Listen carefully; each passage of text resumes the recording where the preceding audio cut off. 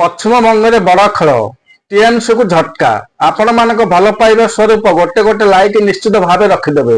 ପଶ୍ଚିମବଙ୍ଗରେ ଭାଜପା ଏକ ବିଶାଳ ବିଜୟ ଆଡ଼କୁ ଯାଉଛି। ବର୍ତ୍ତମାନର ଧାରା ଅନୁସାରେ ଭାଜପା 198ଟି ଆସନରେ ଏବଂ ଟିଏମସି ପ୍ରାୟ 90ଟି ଆସନରେ ଆଗୁଆ ଅଛି।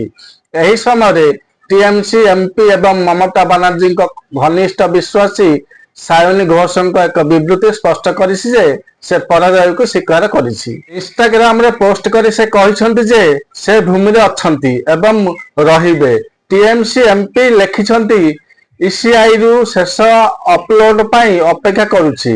ସାୟୋନୀ ଘୋଷ ସମଗ୍ର ନିର୍ବାଚନ ପ୍ରଚାରରେ ସବୁଠାରୁ ପ୍ରମୁଖ ବ୍ୟକ୍ତିତ୍ୱ ଥିଲେ। ମମତା ବାନାର୍ଜୀଙ୍କ ପରେ ଦ୍ୱିତୀୟ ସ୍ଥାନରେ।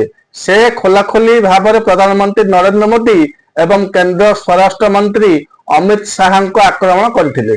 କୋଲକାତାରେ ଭୋଟ ଦେବା ପରେ ସେ ଘୋଷଣା କରିଥିଲେ ଯେ ଧଳା ଶାଢ଼ୀ ଏବଂ ଚପଲ ପିନ୍ଧି ମମତା ବାନାର୍ଜୀ ବଙ୍ଗଳାର ଲୋକଙ୍କ ସହିତ ଅଛନ୍ତି ଏବଂ ଲୋକମାନେ ମଧ୍ୟ ମମତା ଦିଦିଙ୍କ ସହିତ ହାତ ମିଳାଇ ଚାଲୁଛନ୍ତି।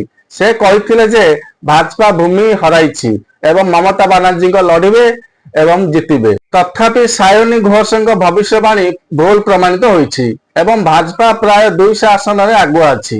ଏହି ତଥ୍ୟ ମମତା ବାନାର୍ଜୀ ଏବଂ ତାଙ୍କ ଦଳ ଟିଏମସି ପାଇଁ ଚିନ୍ତାର କାରଣ। ସବୁଠାରୁ ଚର୍ଚ୍ଚିତ ପ୍ରସଙ୍ଗ ହେଉଛି ଯେ ଟିଏମସି ଦୀର୍ଘ ଦିନ ଧରି ନିଜର ଦୃଢ଼ ଆଧାର ବୋଲି ବିଚାର କରିଥିବା ମୁସଲିମ ଭୋଟ ବ୍ୟାଙ୍କ ଏବେ ଫାଟିବାର ସଂକେତ ଦେଖାଯାଉଛି। ଭାଜପା ଅନେକ ମୁସଲିମ ବହୁଳ ଅଞ୍ଚଳରେ ଆଗୁଆ ରହିଛି। ଏହିଭଳି ଅପଡେଟ୍ ପାଇବା ପାଇଁ ଆପଣମାନେ ଚ୍ୟାନେଲକୁ ସବସ୍କ୍ରାଇବ କରନ୍ତୁ।